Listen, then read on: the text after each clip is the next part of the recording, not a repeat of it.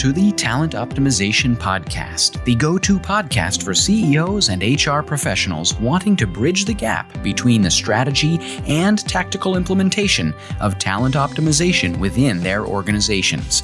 Through interviews, predictive index, and personal experience, your host, Tracy Shirk, helps you discover the facets of talent optimization from both a CEO and HR perspective to truly create the dream team for your organization. Are you ready? Let's get started. Welcome to Talent Optimization. We have been chatting over the last month about HR self-care and many different ways that we support ourselves and our organization.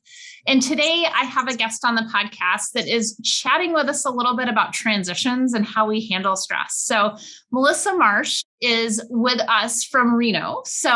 But Melissa's an HR consultant for LP Insurance Services. So Melissa, welcome to the show. Thank you so much, Tracy. Happy to be here. Yeah. And I always find like the origin stories of how we met and, how individuals kind of ended up here to be something fun. And we actually met through Predictive Index, through implementing talent optimization for our clients, and really just kind of connected on that strategic HR level and this belief that HR can be fun. Absolutely. Absolutely. And you are such a wealth of information when it comes to PI and talent optimization. So I look to you as just a guru in that area. Oh, well, thank you. Thank you. So one of the things we were chatting about ahead of time is, the last 2 years have been the last 2 years. So tell me a little bit about kind of how you've navigated that and how you've really kind of bridged this last couple year period into really fulfilling work for yourself and ensuring your clients have the best service. Oh, Tracy, the last 2 years have been the massive roller coaster of all time, right? Being 20 plus years into HR and then having to deal with the pandemic was not what I saw coming. And I think you spend that much time in a career, you might encounter burnout anyway, but then you add that stress of a pandemic and it's almost inevitable. So what I'll say is when it all started, I had this just big push and focus on making sure that my clients and really any small businesses in our community had some support because, of course, no one knew, first of all, what to expect, but also really what to do and how even to monitor all of the regulations that came out that businesses were responsible for following. So I started off gung-ho and dedicated to making sure that clients were being well served and that even the community, if I had any way to reach out and do it. We did some campaigns about call us, we'll give you free advice dealing with COVID-19. And it turned out that I was fortunate enough to have all essential business clients, which I completely planned and put in my business plan, right? Because I figured there might be a pandemic sometime in my career. No, that is not actually what happened. But I was fortunate because my business sustained itself during a really volatile time. However, I was incredibly busy and it was very, very stressful. It made me realize that the way I approach compliance issues in HR and approach being able to advise my small business clients is by knowing things that have happened in the past and looking at case law sometimes or going and looking at agencies and what they're recommending that we do and what they've, in the case of the EEOC, what they might be pointing out that employers do incorrectly. But we had none of that. We had no roadmap. And I'll tell you what, my type A personality did not enjoy not knowing. And so that was an additional stress. And I think, you talk about self-care and how we navigate through that kind of a situation. And I will tell you, if I had not started meditating shortly before that time period, I don't know how I would have gotten through the pandemic. So that was an incredibly important tool. And so was exercise and eating right. But I will tell you that those got off track very easily during the pandemic. But the meditation was a lifeline. Absolutely. And so there's lots of different types here, but The one that we use, and we actually have it for all of our employees, is Headspace. And Headspace is just amazing. And they've got, Headspace for work and whatnot, that just the quick things that'll pop up just to say, hey, how do we refocus what's here? Because otherwise you're pulled in 700 different directions. And I know for you right now in your new role, not only are you an HR director, but you're a consultant in your new role with LP Insurance. That is a complete shift after, transitioning your business into the insurance firm. It's absolutely the truth. Transition is a word that I think describes it, but also doesn't give change enough credit, because as human beings, we all know change is difficult. And for me, it goes back to not knowing what the landscape is and navigating through all of that. And I have to remind myself, be patient, take it all in, learn things step by step. And, it's hard when you've been in a career for this long to have to go back into that learning mode sometimes when it's not convenient or it impacts your ability to get things done or whatever the particular day brings. And so patience, deep breathing, meditation, all of those things help in that transition.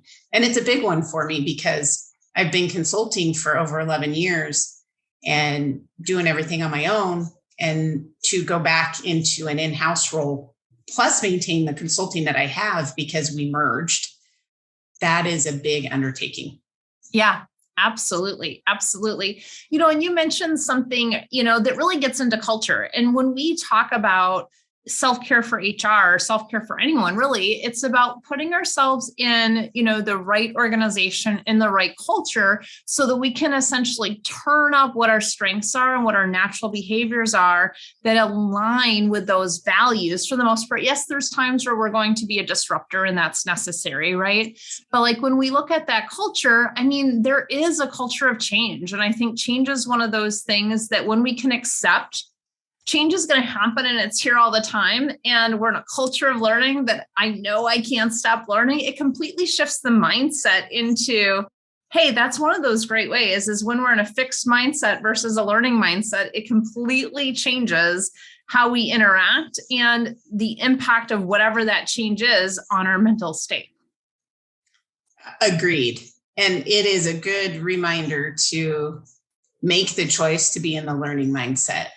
Because a fixed mindset, and, as HR professionals, I think we see that regularly enough in the workplace and the ramifications of it. Because I don't know about you, Tracy, but the times I'm interacting with someone who's in a fixed mindset, who is very attached to whatever process might need to be changed, or who is needing things to stay the same because who knows? There's probably a lot of reasons, but comfort level is definitely one of them. It holds a person back. Right. And while change is tough and difficult to navigate, sometimes it ends up that we're better off for it when we open our minds and have the learning mindset and jump in. Yeah. And if we take it even a step back from there, one of the things I love to look at is this even a problem that we need to create change around? And like, hey, is this even a problem? And then if we determine it is a problem that we want to solve or need to solve, or can someone else solve that problem? And then why do we want to solve the problem, right? So yes. Because so often, if we're not willing to learn, we're also not curious. And when we're not curious, we're not willing to look at how are all the ways that we can make this thing happen, right? And I think that COVID was one of those things. And right now we have, retention is one of those things right now. And even though, recruitment and retention is an age-old thing, it has a different flavor in this space and time of where we are at in May of 2022, right? And how can we look at this problem? And is it even a retention problem, or is it even a recruitment problem inside your organization? And say, here's how I can solve that problem, because it gives us control, it gives us some empowerment, and we have a choice in it. And I think that's one of those best things for HR and any leader, is to look at it and say, what can I control and what can't I? And not holding on to the stuff or taking it from others of the things we have no control over. Why take that on? Because you're immediately going to go into burnout. That's right. And it takes true effort to assess the difference between what can I control and what can't I control, and really being honest with yourself about what that is. Because I'm sure you've seen in HR, larger HR departments, and even consulting and smaller organizations, where you see people thinking they can control things that they can't control. So we've got to take a step back and really, really assess that. And that can be a hard thing to do. And especially if we're busy, which is what always ends up happening in HR. I would like to know one HR person who's ever checked off their entire to-do list ever, right? And so we have so much that we have to focus on, that to step back and analyze, do I have control over this or not, I think is crucial. Yeah. And some of it is, do I really have to focus on these things, right? Because sometimes it's a conversation with an individual to say, hey, is this really the most important thing you want me to solve for you right now? And now we're getting into a boundaries conversation, right? Is like, where are those boundaries? And I know before our call today, you jokingly said, we got to fill up every hour of the day and we're going to fill up every single second. And I'm like, but do you have room to breathe then? Like, do you have room to be creative, to come up with creative solutions to these problems that we've actually determined are problems when every single second is filled up? The answer is no, right? Yes. No. And boundaries is a beautiful word. And I think a word that helps all of us career-wise. And HR is a department that often boundaries are overlooked. Yeah, for For sure. a variety of reasons, right? Yeah. It's not an income generating department. So I think we all look at HR as, oh, we've got to provide service. We've got to provide service. And sometimes we forget that providing service isn't going to be effective if we don't implement boundaries. So and most people in HR are yes people, and we can't always do that. Because when you say no, this is one of my favorite phrases, you're saying yes to something else. Yeah. And when you say yes, you're saying no to something else. And if that is always your kids in your family and everything else, that's going to create bigger issues, right? Absolutely. And your health, as you said earlier, and it's funny. So I want to talk about boundaries for, a minute further here. And I had a client say to me not too long, and she's going to listen to this and just laugh. She's like, Tracy, you realize you have no boundaries, right? And I'm like, what do you mean? She's like, every time I call you, Tracy, you will drop everything to help me and walk through every single thing I need. She goes, but the issue is I know what that's doing is other things aren't getting done, or you're working late. She's like, you have no boundaries. And she's like, you can tell me no every now and then. And so it's been kind of looking at that. And again, saying, hey, like, what is the level of priority of this thing? Is this something that really needs to be done right now? Or can we just say, hey, my list, my dance card is full for this week. If it's not this level of a priority, we can move that to another, to next week or the week after. And that's something that we've really been having a conversation about as our team as well, is really looking at that and saying, what are those highest priorities that we have right now, and putting definition to it. I had one of our consultants say to me yesterday, Tracy, I really think we need to define these things, because you believe it's one definition, I believe it's another, and we've got, other folks that believe it's another. And that definition is a way of setting a boundary. It absolutely is. And I know in my small consulting business that I've had for the last 11 years, one of my biggest lessons, aside from saying no, is saying yes to something else, that I learned running that business on my own, was the simple inquiry from a client, what's your timeline? What's your expectation? And I'll remember starting to do that with a particular client that was a big client, and they took up a lot of time. And I started asking that when things were coming my way, and almost every single time their time frame was much longer than I would have treated it. And it's okay to ask somebody that first and foremost, and then it's okay if they give you a week to take that week because you're doing the other things instead. And so communication is so important. And I think really it's, in some ways, it's everything. Because if we're not asking those questions and establishing boundaries through our communication, then we're going to just run ourselves ragged. Yeah, for sure. So we've actually chatted about, a couple kind of key items, from definition to boundaries to, meditation, of how we set these up. And so you just hit on something really important, and that's communication.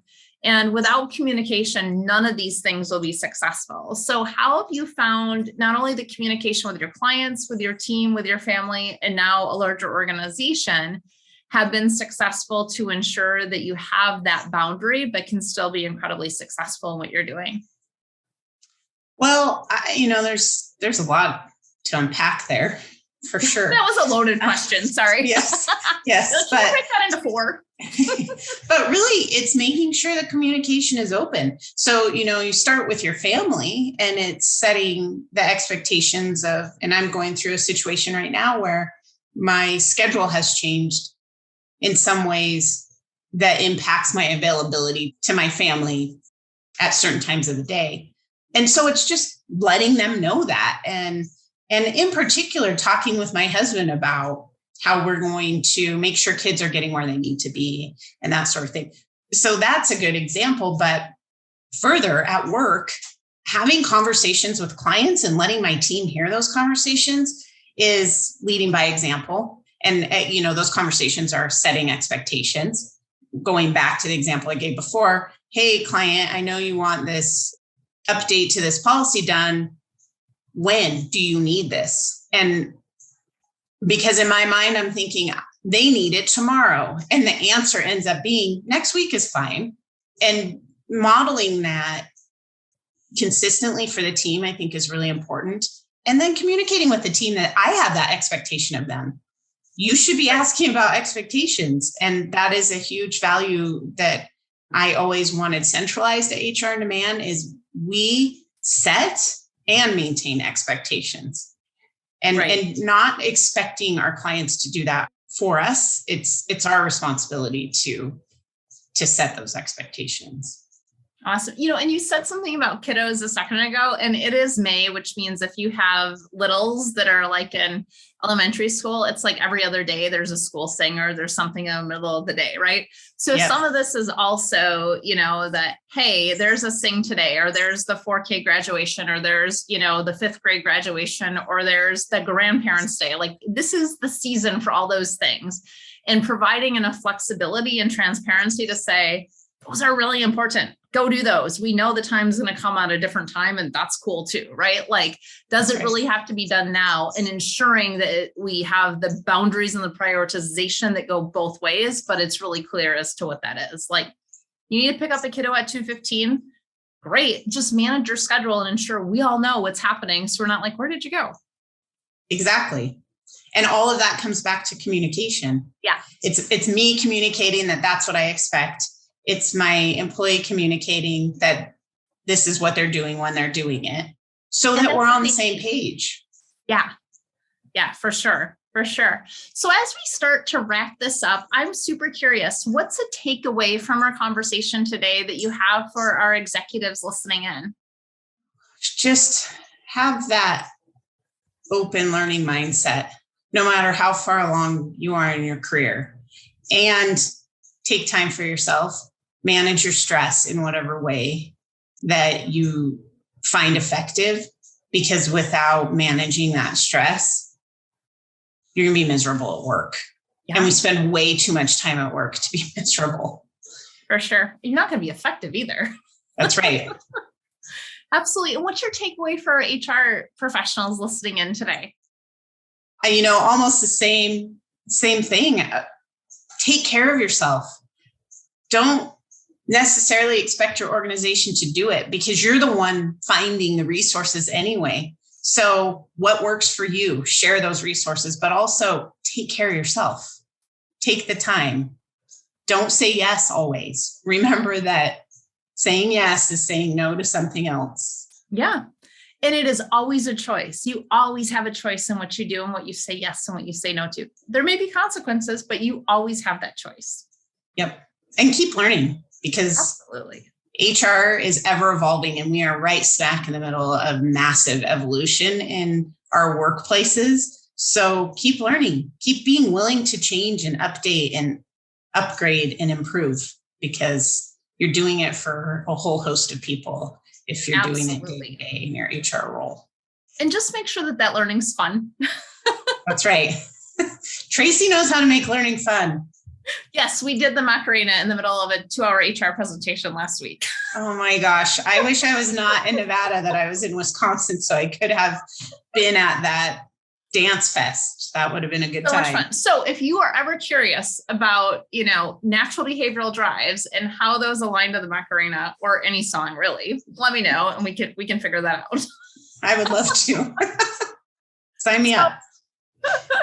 Perfect. We'll do that. So with that being said, if you are, interested in the Reno area and learning more about LP insurance and what Melissa and her team are doing there with integrating HR not only into the organization, but with clients as an add-on, it's a super amazing concept.